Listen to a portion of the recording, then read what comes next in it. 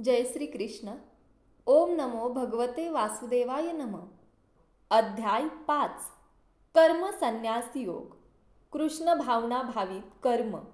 अर्जुन म्हणाला, हे कृष्ण, सर्वप्रथम तुम्ही मला कर्माचा त्याग करण्यास सांगता आणि पुन्हा तुम्ही भक्तिपूर्वक कर्माची प्रशंसा करता. आता या दोहोंपैकी कोणते अधिक लाभप्रद आहे ते कृपया मला निश्चितपणे सांगाल का? श्री भगवान म्हणाले, कर्माचा संन्यास आणि भक्तिभावित कर्म दोन्हीही मुक्ती देण्यास चांगले आहेत, परंतु या दोहोंपैकी भक्तियुक्त कर्म हे कर्मसन्यासापेक्षाही उत्तम आहे. हे महाबाहो अर्जुना, जो द्वेष करीत नाही तसेच आपल्या कर्मफलांची आकांक्षा करीत नाही, तो नेहमी संन्यासीच असल्याचे जाणावे. सर्व प्रकारच्या द्वंद्वातून मुक्त असणारा असा मनुष्य सहजपणे भौतिक बंधन पार करतो आणि पूर्णपणे मुक्त होतो. केवळ अज्ञानी लोकच भक्तियोग, कर्मयोग हा भौतिक जगताच्या विश्लेषणात्मक अध्ययनापासून भिन्न आहे असं म्हणतात. जे लोक वस्तुतः ज्ञानी आहेत ते म्हणतात, या दोन्ही मार्गांपैकी कोणत्याही एका मार्गाचे चांगल्या रीतीने जो अनुसरण करतो त्याला दोन्ही मार्गांचे फळ प्राप्त होते. जो जाणतो की सांख्य योगाद्वारे प्राप्त होणारे स्थान भगवत भक्तीद्वारे प्राप्त होऊ शकते आणि म्हणून जो सांख्ययोग आणि भक्तियोगाला समान रूपामध्ये पाहतो तोच यथार्थपणे पाहणारा होय. भगवत भक्तीमध्ये युक्त न होता केवळ सर्व कर्मांपासून संन्यास घेतल्याने मनुष्य सुखी होऊ शकत नाही, परंतु भक्तीमध्ये युक्त असलेला मुनी व्यक्ती विनाविलंब ब्रह्माची प्राप्ती करतो. जो भक्तिपूर्ण कर्म करतो विशुद्ध आत्मा आहे आणि आपले मन व इंद्रिये संयमित करतो, तो सर्वांना प्रिय असतो आणि सर्वजण त्याला प्रिय असतात. असा मनुष्य जरी कर्म करीत असला तरी तो कधीच बद्ध होत नाही. दिव्य भावनायुक्त मनुष्य जरी पाहत असला, ऐकत असला, स्पर्श करीत असला, वास घेत असला, खात असला, हालचाल करीत असला, झोपत असला आणि श्वसन करीत असला तरी त्याला आपल्या ठायी नेहमी माहीत असते की वस्तुतः आपण काहीच करत नाही.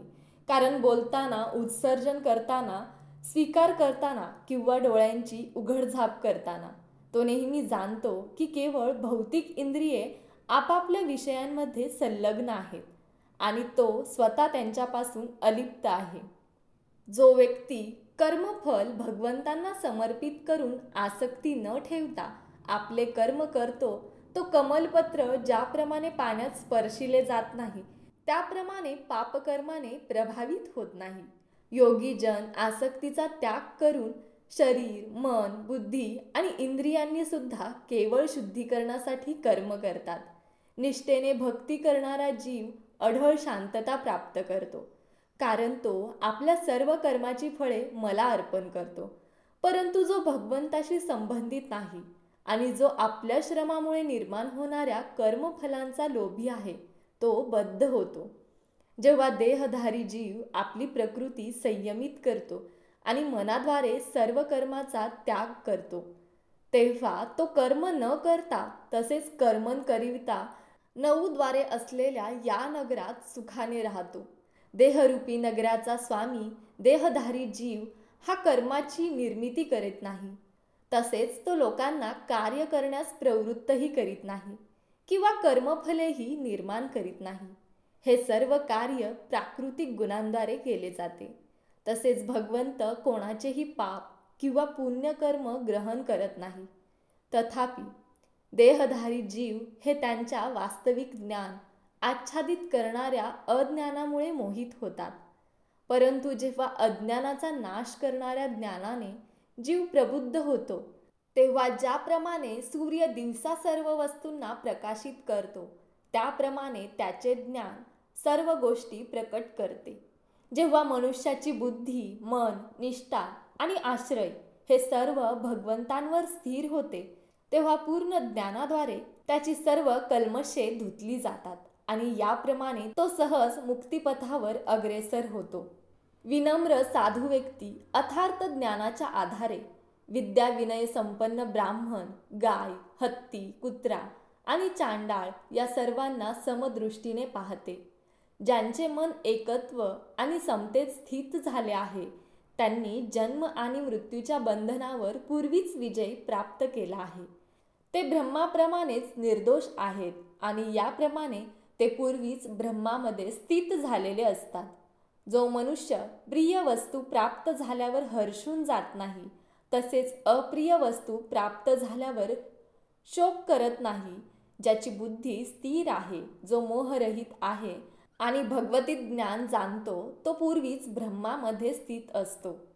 असा मुक्त मनुष्य भौतिक इंद्रिय सुखामध्ये आसक्त होत नाही, तर तो स्वतःमध्येच सुखाचा अनुभव घेत सदैव समाधीस्थ असतो.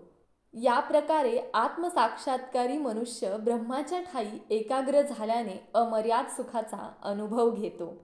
भौतिक इंद्रियांच्या संयोगापासून उत्पन्न होणाऱ्या दुःखांच्या कारणामध्ये बुद्धिमान मनुष्य भाग घेत नाही. हे क्रोंतेया अशा सुखांना आरंभ आणि शेवट असतो, म्हणून बुद्धिमान व्यक्ती त्यामध्ये आनंद घेत नाही. वर्तमान शरीराचा त्याग करण्यापूर्वी जर मनुष्य प्राकृत इंद्रियांचा आवेग सहन करू शकला आणि काम आणि क्रोध यांच्या वेगांना आवरू शकला, तर तो योग्य प्रकारे स्थित आहे आणि या जगत तो सुखी असतो. ज्याचे सुख अंतःकरणात आहे तो अंतरात सक्रिय आहे आणि अंतरातच आनंद अनुभवत असतो, आणि ज्याचे ध्येय अंतरातच आहे तो वास्तविकपणे परिपूर्ण योगी आहे. तो ब्रह्मामध्ये मुक्त होता आणि शेवटची ब्रह्माची प्राप्ती करतो. जे संशयापासून उत्पन्न होणाऱ्या द्वंद्वाच्या पलीकडे आहेत, ज्यांचे मन अंतरातच रममाण झाले आहे, जे सर्व जीवांच्या कल्याणार्थ कार्य करण्यामध्ये नेहमी व्यस्त असतात आणि जे सर्व पापांपासूनच मुक्त आहेत, ते ब्रह्मामध्ये मुक्तीची प्राप्ती करतात. जे क्रोध आणि सर्व भौतिक इच्छांपासून मुक्त आहेत, आत्मसाक्षात्कारी आत्मसंयमी आहेत आणि सतत पूर्णत्वाकरता प्रयत्न करीत आहेत, त्यांना निकट भविष्य काळात ब्रह्मामधील मुक्तीची निश्चिती असते. सर्व बाह्य इंद्रिय विषय रोखून, दोन भुवयांमध्ये दृष्टी एकाग्र करून, नाकपुड्यांमध्ये प्राण आणि अपान वायूंना रोखून आणि याप्रमाणे मन, इंद्रिये आणि बुद्धी संयमित करून मोक्षप्राप्तीचे ध्येय असणारा मुनी इच्छा, भय आणि क्रोधापासून मुक्त होतो. जो मनुष्य नित्य या अवस्थेत असतो तो निश्चितच मुक्त असतो. मी सर्व यज्ञ आणि तपस्यांचा परमभोक्ता, सर्व ग्रहलोक आणि देवदेवतांचा परमेश्वर आणि मी सर्व जीवांचा हितकर्ता व सर्व जीवांच्या कल्याणाची इच्छा करणारा आहे, हे जाणून माझे पूर्ण ज्ञान असणारा सांसारिक दुःखांपासून शांती प्राप्त करतो. भेटूयात अध्याय 6 मध्ये. धन्यवाद.